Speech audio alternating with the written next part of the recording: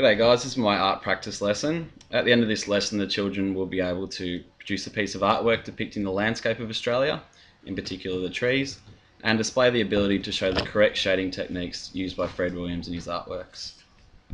So the materials needed will be a picture of the boab trees, which was painted by Fred Williams in 1981, and the tree loppers, which was painted in 1955. You will also need an open area populated with trees, sketch pads, coloured pencils and grey lead pencils.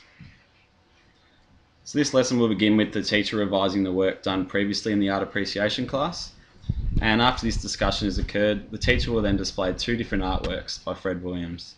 These artworks being tree loppers from 1955 and boab trees from the Kimbleys in 1981. So the teacher will identify with the students the key concepts in these artworks. So the teacher will ask the students what they see when they look at these pictures.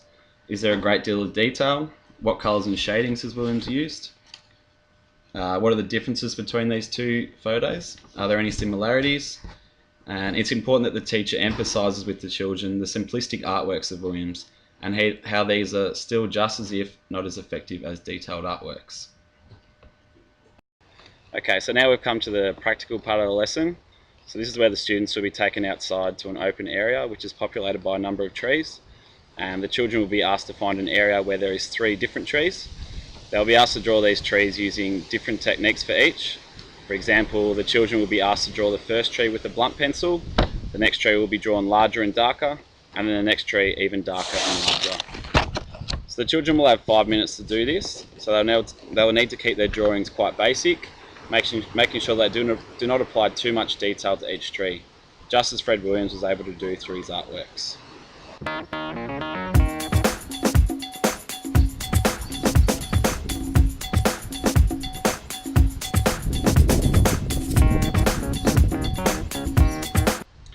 Alright, so as you can see, I've drawn 3 different types of trees, one being smaller and quite light, the other being a little bit larger and darker, and then the next one even larger and darker. Okay, so with Williams having worked constantly out in the open, this activity will be highly relevant in that it will replicate the actions taken by Williams to produce his artworks.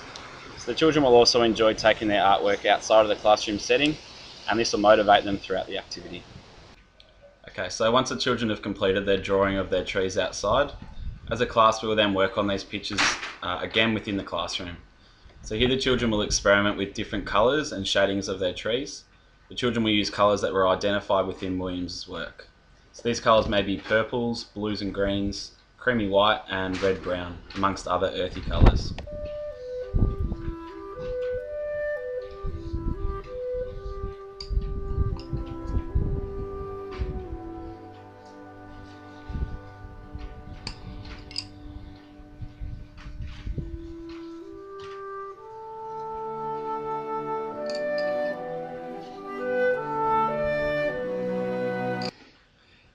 So as you can see in this drawing, the shadings have been done, quite basic shadings, using the colours of purple, blue and green, creamy white and red-brown. So to conclude this lesson, the teacher will ask for a select number of students to show their artwork to the class, and as a class they will then look at the artwork of the child and of Fred Williams.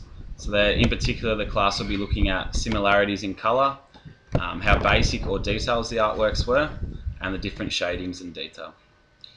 Okay, so some possible future lessons could include painting 2 versions of the one scene in different weather conditions, dividing a piece of A3 paper into 3 equal parts, painting a landscape in each, and using only primary colours in the upper section, secondary colours in the middle section, and tertiary colours in the bottom section. Or they could do an activity on finding other objects in the classroom, which could be drawn in a more simplistic and basic manner.